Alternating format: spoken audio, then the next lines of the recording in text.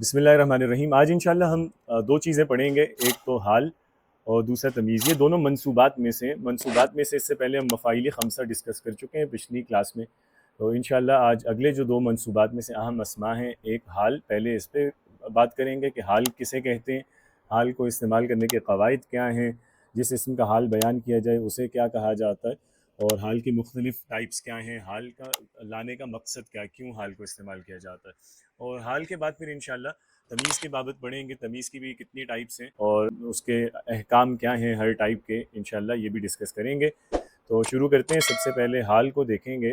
تو حال کو ڈیفائن یوں کیا جاتا ہے کہ یہ وصف منصوب فضلہ، وصف منصوب، وصف کا مطلب ہے کہ یعنی اس میں کوئی صفاتی مطلب ہوتا ہے، یعنی یہ بیسیکلی ایڈجیکٹیو ہی ہوتا ہے، ایسا اسم حال بنتا ہے جو کوئی صفت والا معنی رکھتا ہے، تو یہ پہلی کوالٹی ہے۔ اگر کوئی ایسا اسم ہے مثال کے طور پہ جس میں کوئی وصف کا معنی نہ ہو، جو اس میں ذات ہو یا اس میں معنی ہو، اس میں صفت نہ ہو، تو وہ حال بن ہی نہیں سکتا۔ ہم کرسی کو، میز کو، درخت کو، دیوار کو، ایسے لفظوں کو حال نہیں بنا سکتے۔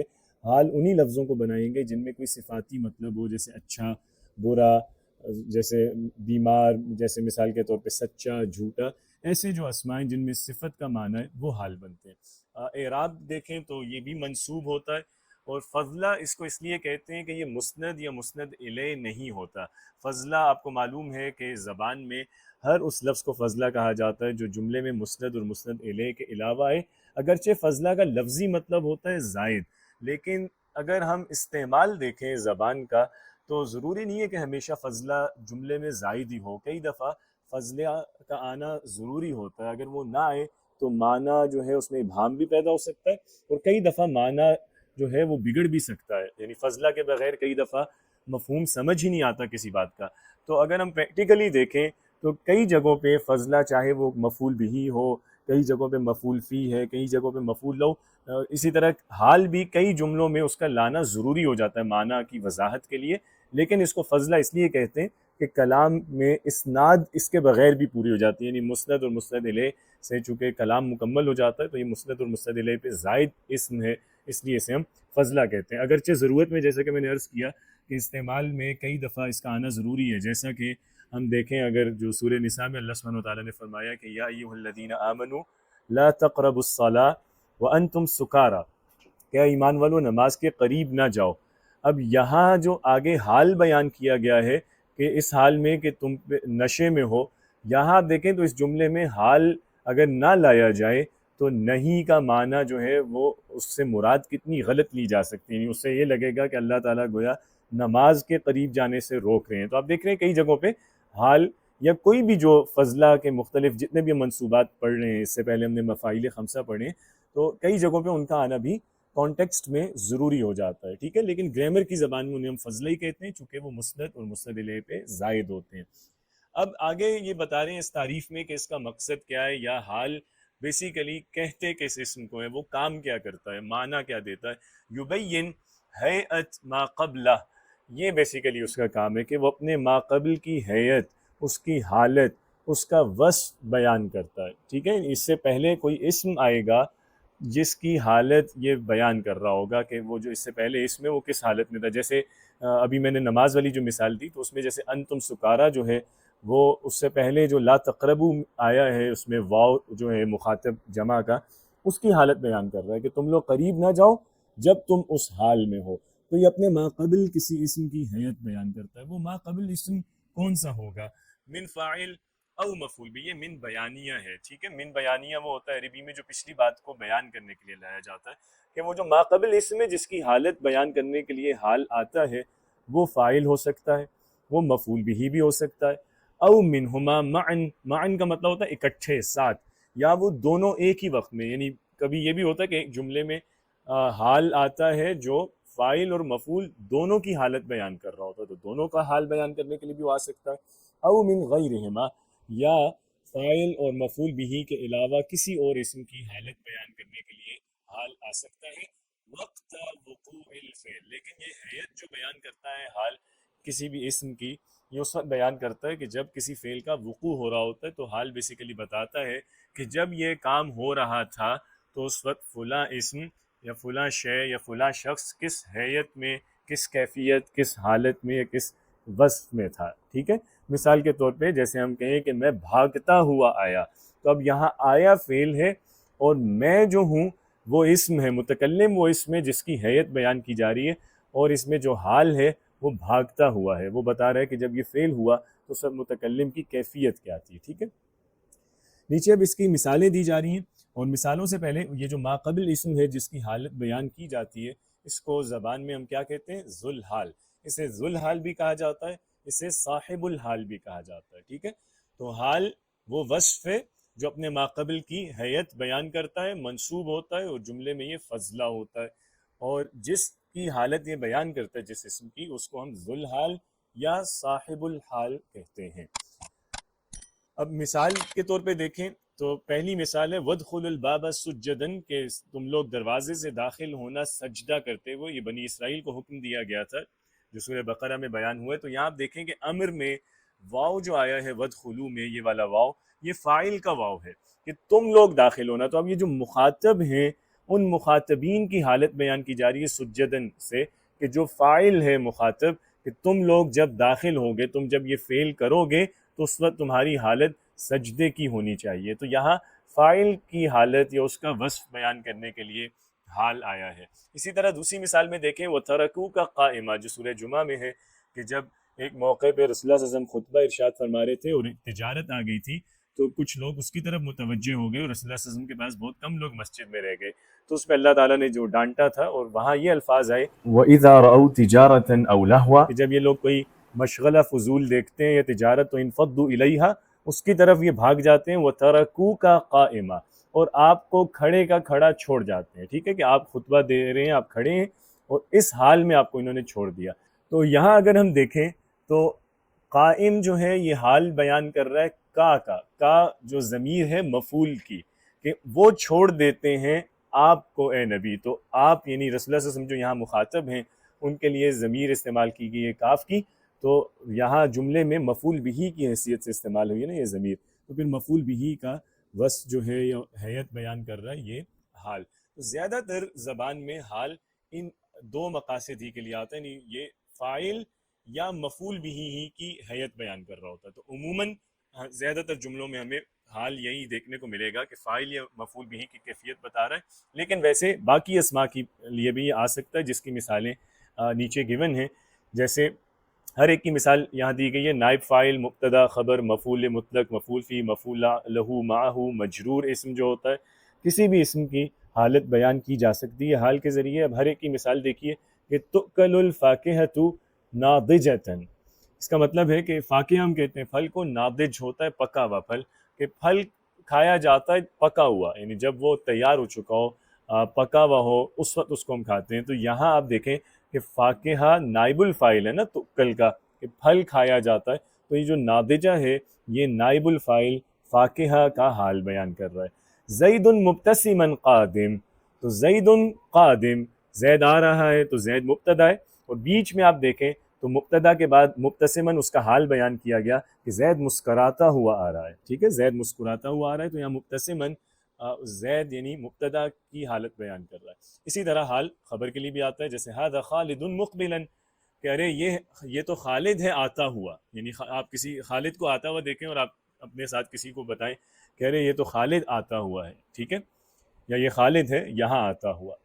سر تو آپ یہاں دیکھ رہے ہیں یہاں خالد خبر ہے نا، اور مقبلا اس خبر کی حالت بیان کر رہا ہے.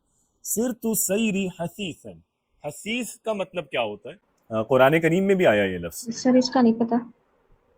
حسیس ہوتا ہے سریع، یعنی تیز، جلدی سے. جیسے قرآن پاک میں آیا کہ یغشی اللیل النہار یطلبہ حثیثا، کہ اللہ تعالیٰ رات کو، یعنی یغشی ہوتا ہے نا ڈھانپنا، تو اللہ رات کو ڈھانپ دیتا ہے دن سے، اور اسی طرح دن کو ڈھانپ دیتا ہے رات سے.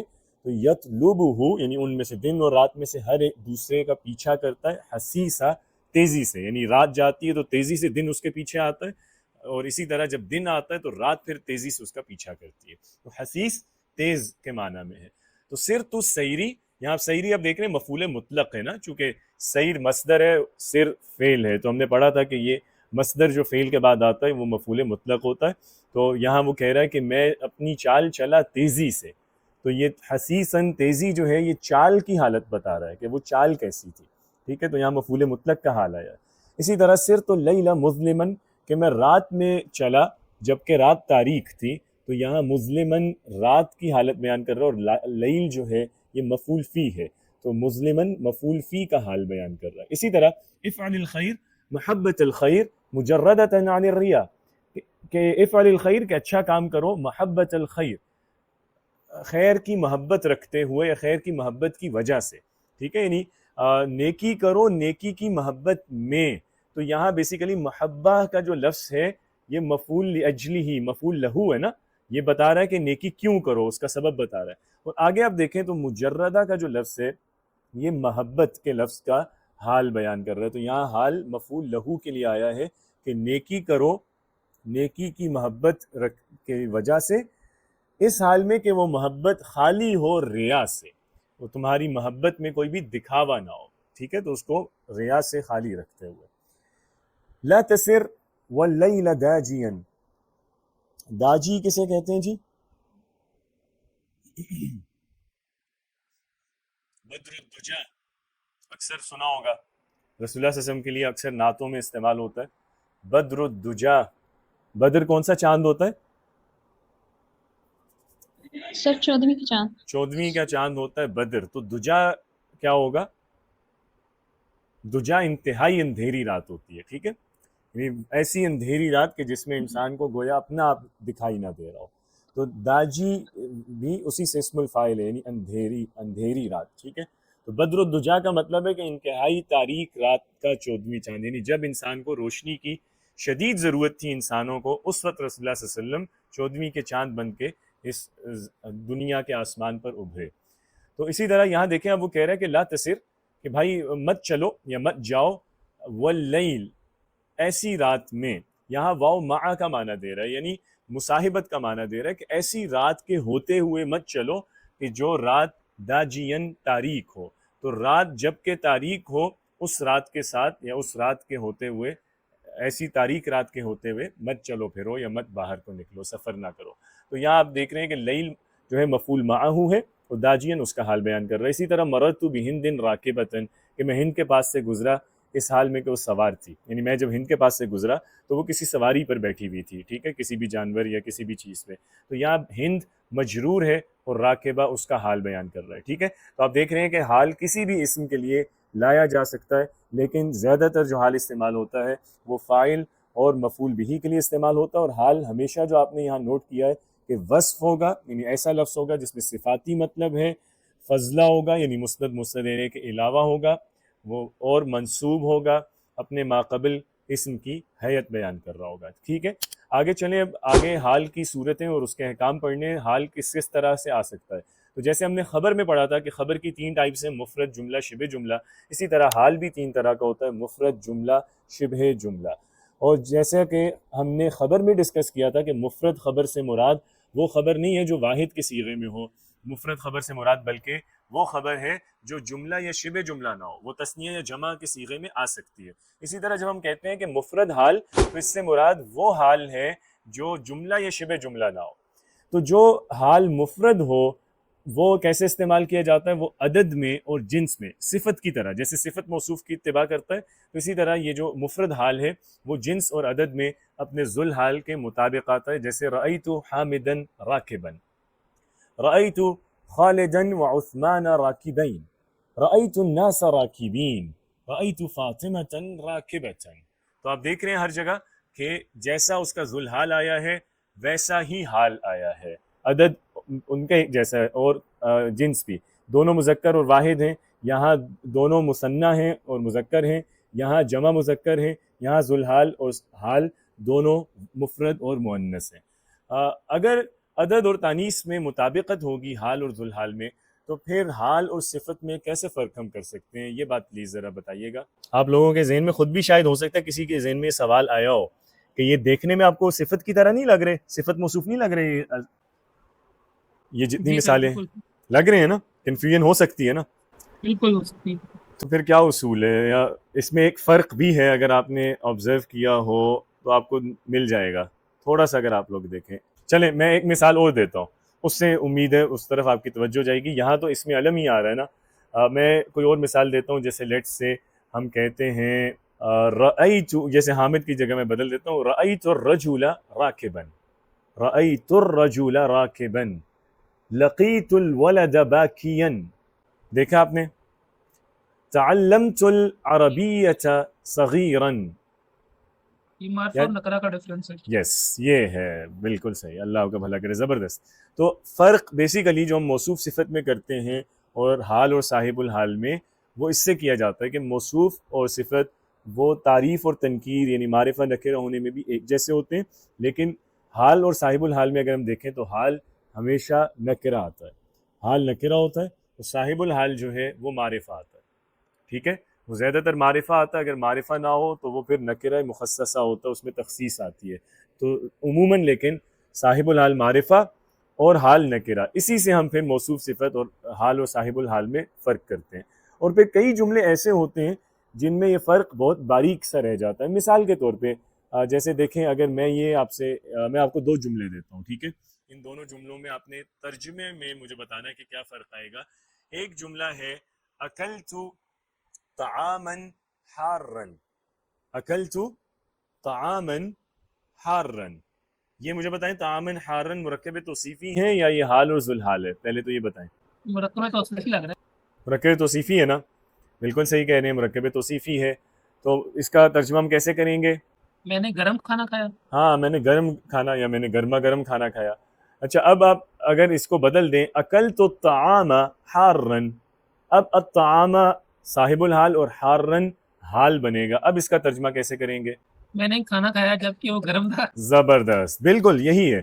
تو حال وہ انتہائی لمحاتی جو ہے نا کیفیت بتاتا ہے کہ اس وقت میں، یعنی میں نے کھانا کھایا جب وہ گرم تھا، تو وہ ایگزیکٹ اس وقت کو بتا رہا ہے کہ جب میں نے کھایا، جب یعنی میں نے وہ فعل کیا تھا. اسی لیے ہم نے دیکھا اس کی تعریف میں ہم نے پڑھا تھا کہ وقت وقوع الفعل، یہ اس کی تعریف میں اس لیے اہم حصہ یہ ہے کہ فعل واقع ہوتے وقت حالت کیا تھی.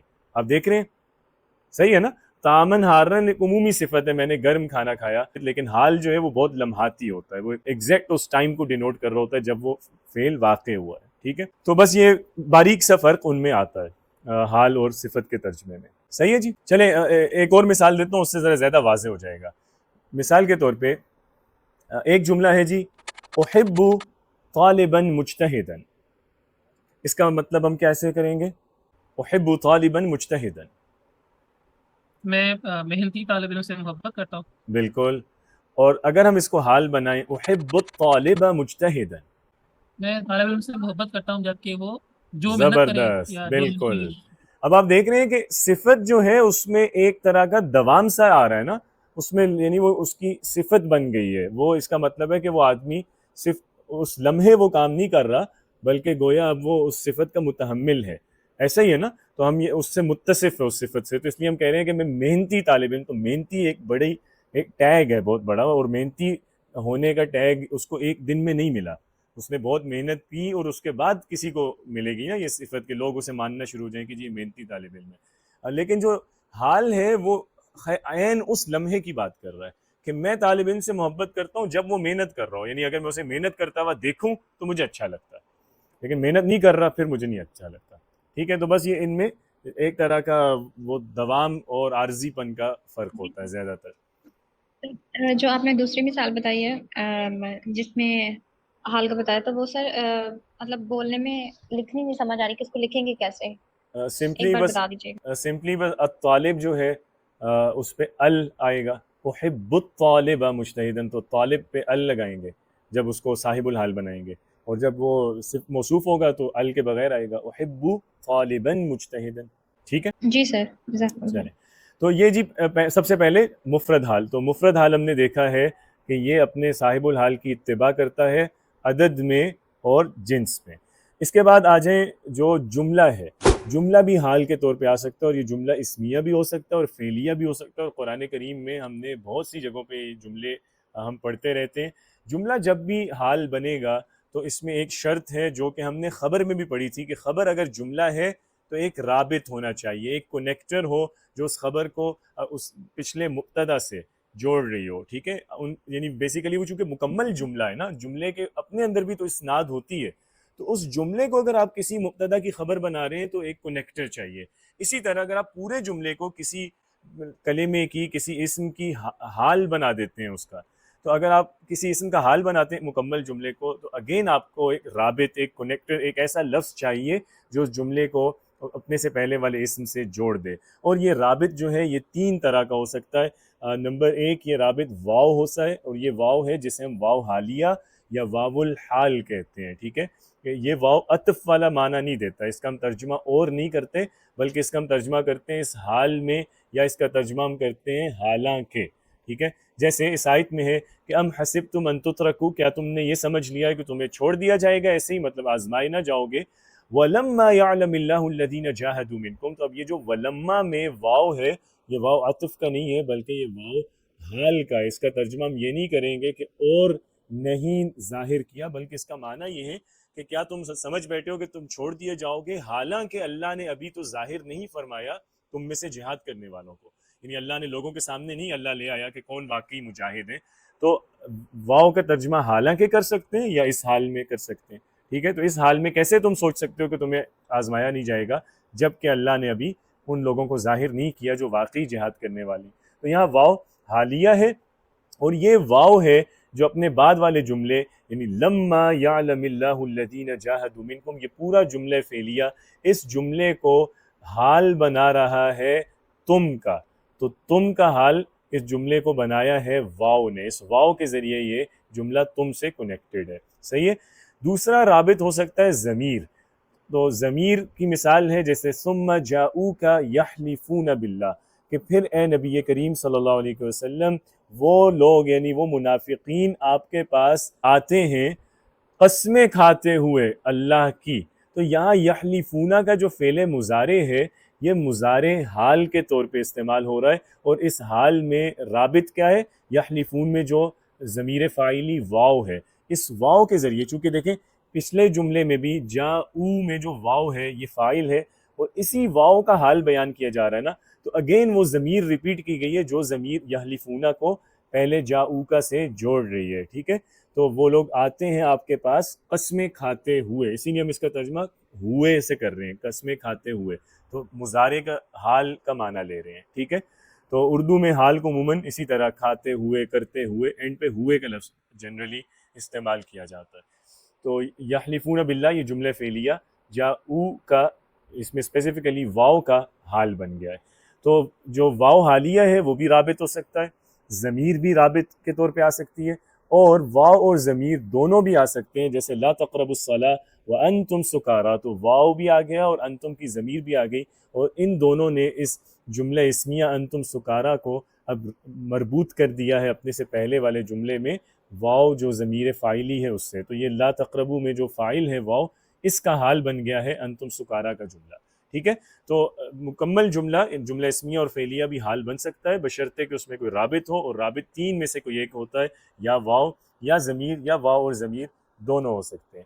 نمبر 3 حال شبہ جملہ ہو سکتا ہے، یعنی ظرف اور مظروف، اور جو جار مجرور ہیں وہ بھی حال کے طور پہ آ سکتے ہیں. جیسے طلع البدر بین السحاب، کہ چاند طلوع ہوا بادلوں کے درمیان ہوتے ہوئے.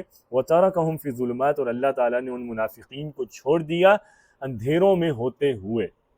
تو جنرلی جب آپ دیکھیں گے کہ شبہ جملہ حال بن رہا ہے تو ہوتے کا معنی آپ کو امپلائڈ لینا پڑتا ہے، ہوتے ہوئے. اسی لیے نحوی کہتے ہیں کہ ایسی جگہ پہ مستقرن یا کائنن، جس کا اردو میں مطلب ہوتے ہوئے ہی ہے بیسیکلی، ایسا لفظ حذف ہوتا ہے اس میں، یا مقدر ہوتا ہے، ٹھیک ہے. تو حال 3 طرح سے آ سکتا ہے: مفرد یعنی ایسا لفظ جو جملہ یا شبہ جملہ نہ ہو، اور جملہ بھی بن سکتا ہے حال، شبہ جملہ بھی بن سکتا ہے. مفرد ہوگا تو صاحب الحال کی اتباع کرے گا عدد و جنس میں. جملہ ہے تو واو ضمیر یا دونوں میں سے کسی کے ذریعے وہ رابط اس میں آئے گا، تو پھر وہ اپنے سے ماقبل اسم کا حال بنے گا. اور شبہ جملہ جو ہے وہ بھی حال بن سکتا ہے جبکہ اس میں ہوتے ہوئے کے معنی مراد ہوں.